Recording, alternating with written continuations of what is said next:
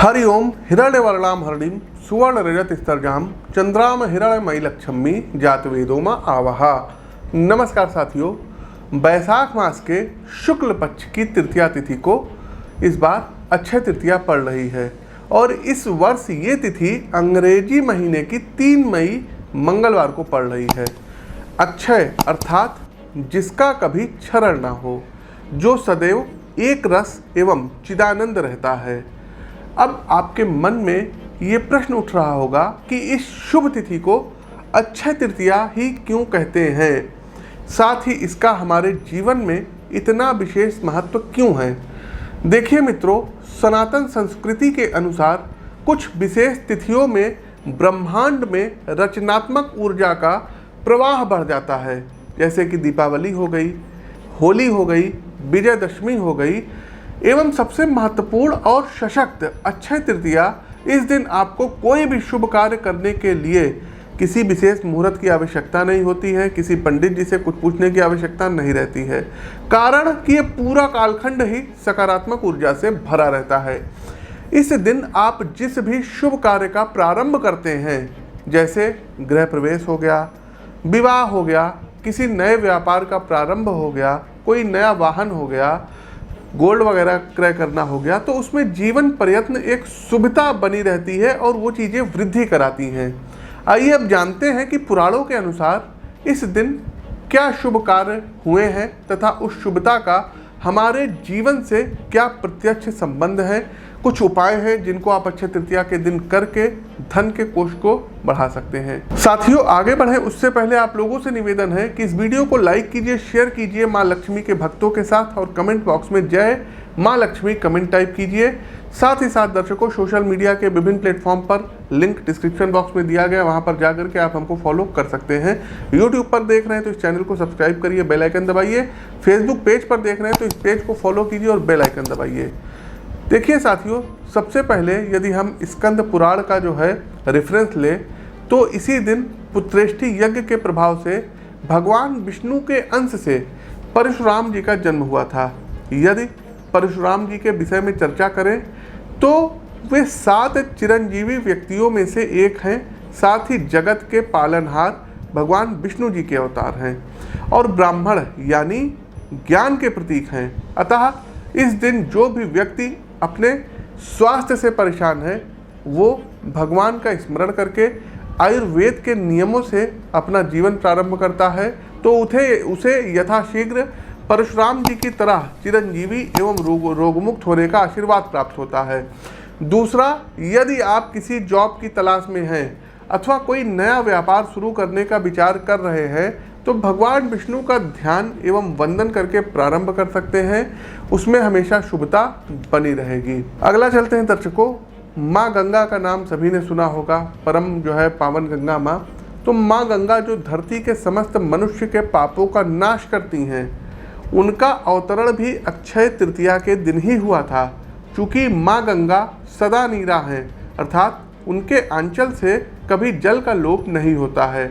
अतः इस दिन जो भी व्यक्ति अथवा दंपत्ति माँ गंगा एवं लक्ष्मी जी की आराधना करके उसमें धन एवं वैभव की कामना करता है, उसे माँ लक्ष्मी की विशेष कृपा प्राप्त होती है। साथ ही यदि आप गंगा जी का दर्शन करते हैं, उनकी गोद में स्नान करने का सौभाग्य प्राप्त करते हैं, पूजन करते हैं, तो आपके समस्त पापों का नाश हो जाता है। चूँकि गंगा जी को ब्रह्मांड के 2 आधारों भगवान विष्णु एवं भगवान शिव जी दोनों का सानिध्य प्राप्त है।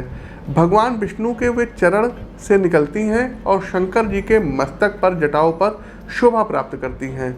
इसलिए गंगा पूजन से आपको हरि हर की विशेष कृपा आपको स्वतः प्राप्त हो जाएगी। मित्रों, महाभारत भारतीय संस्कृति की सबसे अमूल्य धरोहर है तथा ज्ञान का सबसे ज़्यादा वृहद भंडार है। लेकिन क्या आपको मालूम है, भगवान गणेश की लेखनी से एवं वेद व्यास जी के श्रीमुख से आज के दिन ही अर्थात अक्षय तृतीया के दिन ही महाभारत लेखन का श्री गणेश हुआ था। जो भी व्यक्ति अपने जीवन में किसी बड़ी समस्या से जूझ रहा है, जिसके जीवन में पांडवों की तरह से संघर्ष का वनवास चल रहा है एवं जो महाभारत के युद्ध की तरह विजयी होना चाहते हैं, उनके लिए अक्षय तृतीया का दिन अमृत के समान है। आप इस दिन कोर्ट से संबंधित किसी भी विवाद में विजयी हो सकते हैं। यदि आप लेखन से संबंधित किसी कार्य का प्रारंभ करना चाहते हैं तो आपको सोचने की आवश्यकता ही नहीं है। साथ ही भगवान वेदव्यास, चूँकि भगवान विष्णु के अंश हैं एवं गणेश जी की शिव शक्ति के पुत्र है, अतः ये दिन हर प्रकार से अमृत सिद्धि योग बनाता है और आप जगदम्बा का ध्यान करके किसी भी बड़े कार्य का शुभारंभ कर सकते हैं। विजय श्री अंत में आपकी होगी। मित्रों, महाभारत में अक्षय तृतीया से संबंधित एक बड़ा ही रोचक प्रसंग आता है। जब पांडव बंधुओं को छल के द्वारा 12 वर्ष के वनवास के लिए भेजा जाता है तो जितने भी बड़े बड़े ऋषि मुनि साधु संत थे वे सब भी वन में जाकर रहने लगते हैं। वो रहते ही थे, लेकिन कुछ लोग जो राजमहल में रहते थे वो लोग भी अब जाकर रहने लगते हैं। अब चूंकि उनके भोजन आदि की व्यवस्था महाराज युधिष्ठिर को ही करनी पड़ती थी तो वे बड़े चिंतित होते थे कि इतने बड़े ऋषि समूह का भरण पोषण कैसे किया जाए। एक बार तो दुर्वासा ऋषि ही आ गए थे। तो भगवान कृष्ण की प्रेरणा से धर्मराज युधिष्ठिर ने सूर्य नारायण की आराधना प्रारंभ की थी, जिससे प्रसन्न होकर सूर्यदेव पांडवों को अक्षय पात्र प्रदान करते हैं। आपको जानकर आश्चर्य होगा कि ये तिथि भी अक्षय तृतीया की ही थी। मित्रों, यदि आप भी जीवन में संपन्नता एवं समृद्धि चाहते हैं तो भगवान सूर्य नारायण की आराधना के लिए ये दिन सबसे उपयुक्त है। उनके आशीर्वाद से आपको भी लौकिक जीवन में वैभव की प्राप्ति होगी। साथ ही आज के दिन माँ अन्नपूर्णा की भी जयंती होती है, तो यदि आप शक्ति की आराधना करते हैं तो आपका भंडार सदैव भरा रहेगा। मित्रों, जैन धर्म में भी इस तिथि को इक्षु तृतीया के नाम से जाना जाता है, जिसकी कथा भगवान आदिनाथ की तपस्या से संबंधित है। दोस्तों, आजकल आपकी हमारी ज़िंदगी में कामकाज और टेक्नोलॉजी की वजह से अवसाद, चिंता और एक अनजाने भय का विकास हो जाता है, एंजाइटी हो जाती है। इसका एक सबसे बड़ा कारण ये भी है कि हम खुद भी अपनी आत्मा में बैठे परमात्मा से अब कट गए हैं, उनसे दूर होते जा रहे हैं। आज के दिन यदि आप शांत मन से ध्यान, जप एवं भक्ति के द्वारा स्वयं की आत्मा में विराजमान उन सच्चिदानंद भगवान से जुड़ने का प्रयास करते हैं तो आपको असीम शांति एवं अनकहे आनंद की प्राप्ति होगी। आपके थोड़े से प्रयास से संपूर्ण ब्रह्मांड की सकारात्मक एवं शुभ ऊर्जा का प्रवाह आपकी तरफ होगा। जीवन की समस्याओं से होने वाले मानसिक विषाद का नाश करने के लिए अक्षय तृतीया को प्रारंभ की गई साधना एवं भक्ति विशेष रूप से फलदायी होती है। यदि ज्योतिष के परिप्रेक्ष्य से देखें तो एक विशेष संयोग आपको दिखाई देगा। मित्रों, सूर्य एवं चंद्रमा दोनों व्यक्ति के जीवन पर सबसे ज़्यादा प्रभाव डालते हैं। आपके दैनिक जीवन की अधिकांश गतिविधियों का निर्धारण भी इन्हीं दोनों के माध्यम से होता है। क्या आप जानते हैं कि इस दिन सूर्य एवं चंद्रमा दोनों ही उच्च के होते हैं। चंद्रमा जहाँ वृषभ राशि में रहेंगे वहीं सूर्यदेव अपनी उच्च राशि मेष राशि में विराजमान होंगे। और भी ग्रह इस बार तो देखिए, देव गुरु बृहस्पति ये मीन राशि में विराजमान है। शनि देव की यदि हम बात करें, न्याय के कारक देव, तो अपनी मूल त्रिकोण राशि कुंभ राशि में, शुक्र देव मीन राशि में उच्च के हैं। तो चूंकि सूर्य व्यक्ति की आत्मा, वैभव, इच्छा शक्ति एवं आत्मबल के कारक हैं, आपके कामकाज में जो जरूरी ऊर्जा और जूझने के लिए विल पावर चाहिए वो आपको सूर्य से प्राप्त होती है, तथा चंद्रमा व्यक्ति की मानसिक गतिविधियों एवं मन को नियंत्रित करते हैं। इनकी कृपा से आपको मानसिक द्वंद्व से मुक्ति मिलती है तथा आपका मन आपकी इच्छा के अधीन रहता है। यदि व्यक्ति जीवन में आत्मबल एवं मन की प्रसन्नता दोनों प्राप्त कर ले तो उसे सुखी एवं सफल होने से कोई नहीं रोक सकता है। अतः ज्योतिष के अनुसार भी आपके जीवन पर अक्षय तृतीया का गहरा प्रभाव पड़ता है। अक्षय तृतीया के जो सबसे बड़े यदि हम उपाय बताएं तो ये होता है दान। यथासंभव अपने सामर्थ्य एवं प्रसन्न मन से आज के दिन जरूरतमंद व्यक्तियों को किया गया दान आपके भंडार को अक्षय बनाता है। जीवन का एक नियम है मित्रों, आप जितना देते हैं उतना ही लौट कर आता है, आपको उतना ही वापस मिलता है। आज का विज्ञान भी इस तथ्य को स्वीकारता है कि जिस कार्य में भी आप स्वयं को जितना अधिक लगाएंगे उतना ही आपको परिणाम प्राप्त होगा। देखिए, तुलसीदास जी ने भी कहा है कि तुलसी पंछिन के पिए, घटे न सरिता नीर, और दान दिए धन ना घटे, जो सहाय रघुबीर। अब प्रश्न ये उठता है कि जो दान की फिलॉसफी है भारतीय दर्शन में सबसे प्राचीन है। अक्षय तृतीया के दिन सामर्थ्य के अनुसार प्रसन्न मन से अनाज का, धन का एवं अन्य सांसारिक वर्तमान में जो संसाधन चल रहे हैं इनका किया गया दान आपके वैभव एवं भंडार को बढ़ाता है। लेकिन यदि आप एक छात्र हैं अथवा अन्य किसी कारण से धन, वस्त्र आदि संबंधी दान नहीं कर पा रहे हैं तो क्या करें? तो हमारे शास्त्रों में बताया गया है कि आप सेवा करें, भगवान का स्मरण करके जो भी आप बिना मूल्य के कर सकते हैं करिए। बच्चों को फ्री में आप ट्यूशन दे दीजिए, गरीबों को आप फीस जमा कर दीजिए, उनको पढ़ाइए लिखाइए। साथ ही साथ आप किसी ज़रूरतमंद को ये शिक्षा का दान करते हैं तो उससे अपने ज्ञान को आपको साझा करिए। आप समाज में जहाँ धर्म कार्य हो रहा हो वहाँ जा कर के सेवा करें, शारीरिक श्रम का दान करिए, यही भगवान की भक्ति है। किसी गुरुद्वारे में चले जाइए, जूते वगैरह को पॉलिश करिए, किसी लंगर में जा कर के आप किसी को भोजन कराइए, तो इस प्रकार से किए गए दान का भी फल है। देखिए, दान हमेशा जो दान के योग्य व्यक्ति हों उन्हीं को करना चाहिए, तो दान भी बहुत सोच समझ करके करिएगा। साथ ही साथ दर्शकों, हमारे पास तमाम लोगों के फ़ोन कॉल आते हैं, मैसेज आते हैं कि पंडित जी मैं आपको दान करना चाहता हूँ। तो मैंने शुरू में भी दान लेने से मना किया था, मैं किसी से दान वगैरह नहीं लेता हूँ, बिल्कुल नहीं लेता हूँ। लेकिन दर्शकों, इधर कुछ लोगों ने ज़बरदस्ती हमारे अकाउंट में कुछ पैसा भेज करके उन्होंने स्क्रीनशॉट भेजा था कि ज़रूरतमंदों को आप अपने नवरात्रि वगैरह में कुछ आप भोजन करा दीजिएगा, किसी को आप कन्याओं को वस्त्र दिला दीजिएगा। तो जो लोग अब ज़बरदस्ती भेज देते हैं तो बड़ा ये भार का काम होता है, तो उसको करना पड़ता है।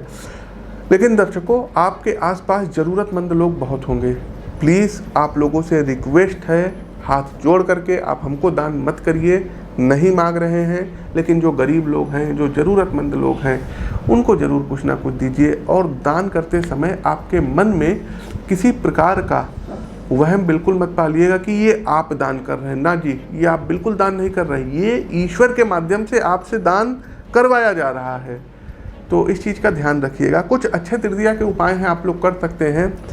अक्षय तृतीया के दिन यदि आप लोगों ने श्री सूक्त का 11 पाठ कर लिया और उसके बाद कमलगट्टे शहद से उसके प्रत्येक ऋचाओं का हवन कर लिया, तो आपके यहाँ माँ लक्ष्मी का आगमन होगा। दूसरा दर्शकों, आपको करना क्या रहेगा? सबसे पहले यदि संभव हो, आप लोग व्यापारी वर्ग के हो या आप लोग नौकरी करते हो, धन की दिक्कत रहती हो, तो आप अपने लॉकर में एक स्फटिक का श्रीयंत्र ला करके यदि आज के दिन स्थापित कर देते हैं तो आपके घर में माँ लक्ष्मी का प्रादुर्भाव होगा। एक और उपाय है कनकधरा स्तोत्र। जी हाँ, आदि गुरु शंकराचार्य ने कनकधरा स्तोत्र का पाठ करके स्वर्ण वर्षा कराई थी। आपको हास्यास्पद लगेगा कि पंडित जी क्या कह रहे हैं, लेकिन इसका प्रमाण है। तो दर्शकों, आज के दिन यदि आप लोग कनकधरा स्तोत्र पढ़ते हैं तो माँ लक्ष्मी आपको जिस भी रूप में धन की ज़रूरत होगी वो आपको मिलेगा। वेदों में बताया गया है, अश्वदायी गोदायी धनदायी महाधने धनम में जुस्ताम देवी सर्व कामाश्चम देहिम में। देखिए दर्शकों, आज के परिप्रेक्ष्य में यदि हम बात करें तो गाय भी एक धन के रूप में है। अश्व की यदि हम बात करें, तुरंग भी कहते हैं। आप लोगों के पास यदि लग्जीरियस वाहन है तो जान जाइए कि आप लोग भी जो है पहले के ज़माने में राजा महाराजा रथ वगैरह रखते थे, घोड़े रखते थे। तो आज के समय में यदि आप लोग मर्सिडीज़, BMW, ऑडी या लग्जीरियस गाड़ी कोई भी रखे हैं तो आप लोग भी उस बराबर हैं। तो माँ ने आपको दिया है। अति सर्वत्र वर्जयत, अति जो होती है ये किसी भी चीज़ के लिए अच्छी नहीं होती है। अब जिसके पास मर्सिडीज़ है तो सोचता है कि इसके ऊपर का वेरिएंट कब आएगा, रोल्स रॉयल्स कब आएगी। किसी के पास अगर कार वगैरह है, महंगी जो है गाड़ियाँ है, रोल्स रॉयल्स है, तो सोचता है मेरा प्राइवेट जेट कब आएगा। तो इच्छाओं की पूर्ति कभी हो ही नहीं सकती है। तो जो भी ईश्वर ने आपको दिया है उनको धन्यवाद दीजिए, उनको हाथ जोड़ करके प्रतिदिन रात में सोने से पहले उनको धन्यवाद दे करके तब आप लोग सोया करिए। जो भी चीज़ आती है ईश्वर की मर्जी से आती है। आप कितना पैसा कमाएंगे, आप क्या करेंगे, ये सब डिसाइड हो रखा है। इसके अलावा दर्शकों कुछ और उपाय हैं जिनको आप कर सकते हैं। आज के दिन यदि आप लोगों ने अपने घर में ललिता सहस्त्र नाम का पाठ करवा लिया किसी योग्य ब्राह्मण को बुला करके तो बहुत अच्छा रहेगा। तीसरा एक उपाय और आप लोग कर सकते हैं कि माँ लक्ष्मी को आज के दिन खीर का भोग लगा सकते हैं। साथ ही साथ दर्शकों आज के दिन यदि धन हो तो ठीक है, स्वर्ण वगैरह आप लोग खरीद सकते हैं, चांदी वगैरह आप लोग खरीद सकते हैं। यदि नहीं है तो जो पुराने स्वर्ण वगैरह रखे हुए हैं उस पर आप लोग गंगा जल से आप उस पर जो है क्या कहते हैं कुछ गंगा जल की बूंदों से उस पर जो है आप लोग उस पर छिड़क करके शुद्ध करके फिर से उसकी पूजा वगैरह करके आप अपने जो है लॉकर वगैरह में रखिए और फिर जो है उसका कमाल देखिए। ऐसा नहीं है कि यदि आपके पास पैसा आज नहीं है ज़बरदस्ती जाइए खरीदने, ये मत करिएगा। जो आपके पास चीज़ें रखी हुई हैं आप उनका प्रयोग करिए। तो ये कुछ उपाय हैं जिनको आप कर सकते हैं। किसी गरीबों को आज के दिन वस्त्र दे सकते हैं। कन्याओं की जितनी ज़्यादा सेवा करेंगे उतना ही अच्छा रहेगा। दुर्गा सप्तशती के अर्गला स्त्रोत का पाठ व दुर्गा जी के 32 नामों का आप जाप कर सकते हैं। साथ ही साथ आज के दिन माँ लक्ष्मी की आरती कपूर से यदि आप करते हैं तो बहुत अच्छा रहेगा। साथ ही साथ तुलसी जी के पास एक शाम के समय देसी घी का दीपक अवश्य जला करके रखिए। तो ये कुछ उपाय हैं जिनको करके आप अपने जीवन में शुभता ला सकते हैं। हमारा प्रस्तुत कार्यक्रम कैसा लगा कमेंट बॉक्स के माध्यम से हमें अवगत कराइए। 15-16 तारीख को दिल्ली आगमन हो रहा है, तो जो भी दर्शक दिल्ली से आप लोग आकर के हमसे मिल सकते हैं। अपनी वाणी को विराम देते हुए ज्योतिष के इस मंच से मैं पंडित आशीष वत्स आप सभी प्रबुद्ध दर्शकों से विदा लेता हूँ। नमस्कार, जय माँ लक्ष्मी।